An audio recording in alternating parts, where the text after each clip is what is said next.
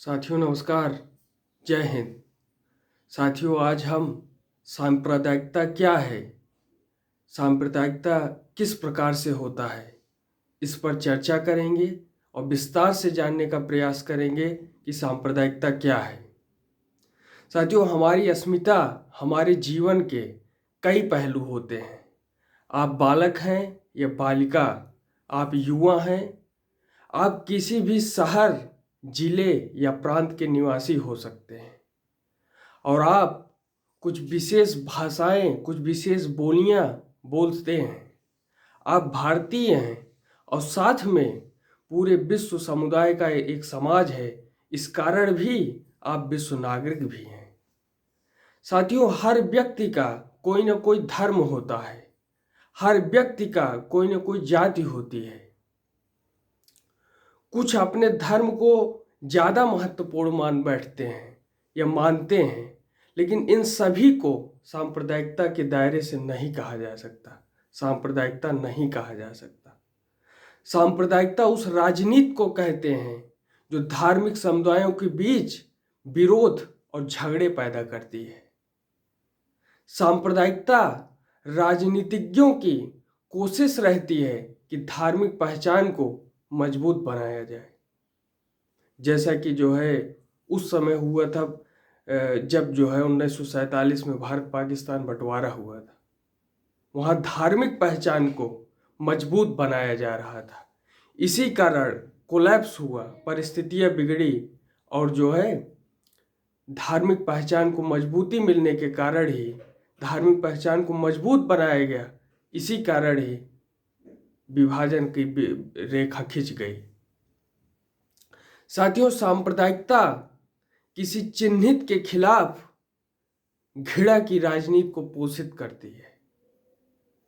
मुस्लिम सांप्रदायिकता हिंदुओं को गैर बताकर उनका विरोध करती है और ऐसे ही हिंदू सांप्रदायिकता मुसलमानों को गैर समझकर उनके खिलाफ डटी रहती है।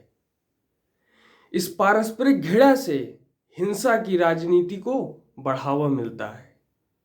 किसी भी बहुधार्मिक देश में राष्ट्रवाद शब्दों का अर्थ भी सांप्रदायिकता के करीब करीब हो सकता है।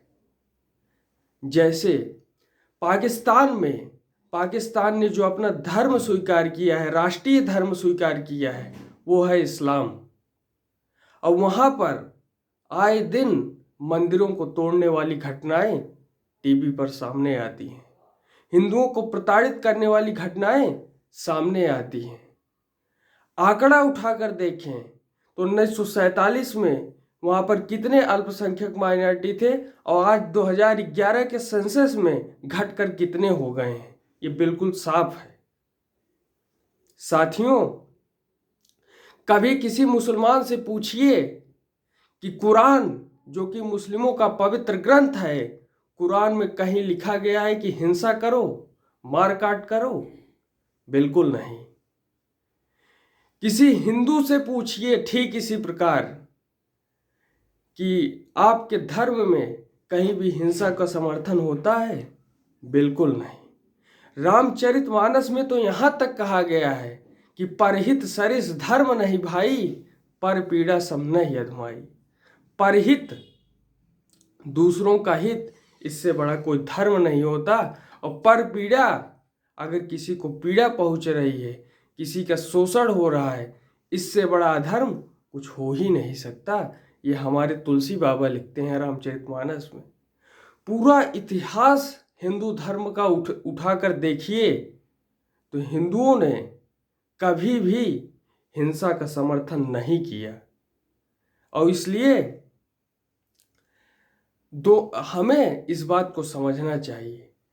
अगर मैं सांप्रदायिकता की जिक्र करूं, सांप्रदायिकता के उदाहरण में जाऊं, तो 2002 में गोधरा कांड, जिसमें साबरमती ट्रेन जा रही थी, वहां पर कार सेवक राम लला का पूजन करके आ रहे थे। वहां पर जो है कुछ अतिवादी मुसलमानों ने ट्रेन के डिब्बे को जो है वहाँ के गेट को तारों से बांध दिया और ट्रेन के अंदर आग लगा दी, जिसमें निर्दोष कार सेवक जल जल कर प्राण देने के लिए विवश हो गए, उन्हें अपनी प्राण देनी पड़ी। ये क्या है? इसी को कहते हैं हिंसा, इसी को कहते हैं सांप्रदायिकता। हालांकि फिर जब दंगे भड़के तो उसमें बहुत सारे मुसलमान भाइयों को भी अपनी जान देनी पड़ी। अगर 600 आदमी मरे तो 200 उसमें हिंदू भी मरे और 400 मुसलमान भी मरे। इसलिए ये हिंसा की घटनाएं हैं, सांप्रदायिकता की घटनाएं हैं। अगर भारत के विभाजन को हम देखने और समझने का प्रयास करें तो 1947 में जब धार्मिक राष्ट्रवाद को प्रबल रूप से बढ़ावा मिला, तब मोहम्मद अली जिन्ना जैसे लोग पाकिस्तान के बंटवारे के लिए, अपने घृणित मानसिक सोच के लिए देश का बंटवारा कर दिए। और ये भी सांप्रदायिकता का एक उदाहरण है, जिसमें हर तरफ से जब डायरेक्ट एक्शन प्लान चला, हिंदुओं का घर भी जला, मुसलमानों का घर भी जला, चारों तरफ हिंसा के वातावरण फैल गया। तब महात्मा गांधी जी ने लगातार अपने शरीर के प्रबल इच्छा के बल पर अनशन करके बार बार उस हिंसा को रुकवाने का प्रयास किया। और इतिहास इसका साक्षी है। साथियों, अगर हम जो है मुगलों के टाइम में जाएं, अगर हम मुगल कालीन इतिहास के बारे में जाएं, तो औरंगजेब ने हिंदू भाइयों पर जजिया कर लगाकर, टैक्स लगाकर हिंदुओं को शोषण और पीड़ित करने का काम किया। ये भी एक घृणित सांप्रदायिकता का उदाहरण है, घृणित मानसिक सोच का उदाहरण है। लेकिन साथियों, हमें यह भी देखना चाहिए कि 1857 की क्रांति में एक तरफ हिंदू शासकों ने, हिंदू लोगों ने मिलजुल करके अंग्रेजों का विरोध किया, अंग्रेजों से डटकर मुकाबला किया। दूसरी तरफ मुस्लिम भाइयों ने भी इसमें अपना सहयोग दिया था।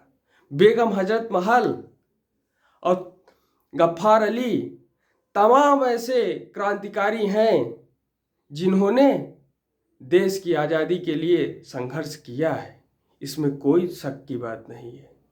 और इसलिए झांसी की रानी लक्ष्मीबाई कहती थी कि अगर जिस दिन हिंदू मुस्लिम एक हो जाएंगे, उस दिन तुम अंग्रेज भागते नजर आओगे, कहीं टिक नहीं सकते मेरे देश में, रानी लक्ष्मीबाई ने कहा था। साथियों, हिंदू मुस्लिम एकता भारत के विकास को बढ़ावा दे सकता है, और इसलिए हिंदू मुस्लिम भाईचारा यही हमारे देश के ग्रोथ को, देश के डेवलपमेंट को आगे बढ़ा सकता है। सबका साथ सबका विकास, इस मूल मंत्र पर हमें आगे बढ़ना होगा। और सांप्रदायिकता के जो भी उदाहरण हैं, उन्हें समझकर सांप्रदायिकता आगे न फैले, इसका हमें प्रयास करना होगा। तभी जाकर देश की समृद्धि, देश में खुशहाली आ सकती है। और जब देश में खुशहाली आएगी, हिंदू भी खुशी रहेगा, मुसलमान भी खुशी रहेगा, और दोनों का ग्रोथ होगा। सब मिलकर काम करेंगे और देश विकास के रास्ते पर आगे बढ़ेगा। धन्यवाद। जय हिंद।